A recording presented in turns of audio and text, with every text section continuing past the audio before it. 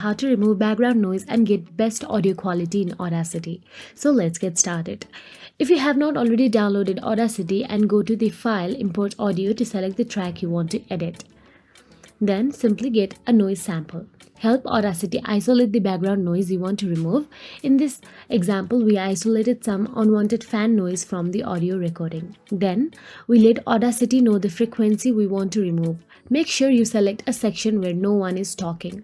If you don't have a selection this big, find somewhere in the audio you can isolate.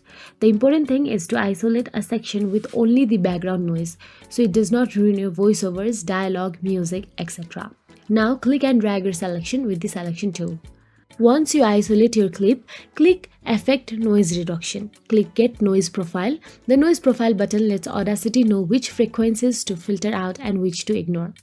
Now select the entire track so Audacity can remove the selected frequency from the entire recording. Go back to the Effect menu and select Noise Reduction again to remove the background noise frequency anywhere it appears in your audio file. So that is it. If you found this video helpful, please like, share and subscribe, and thank you so much for watching.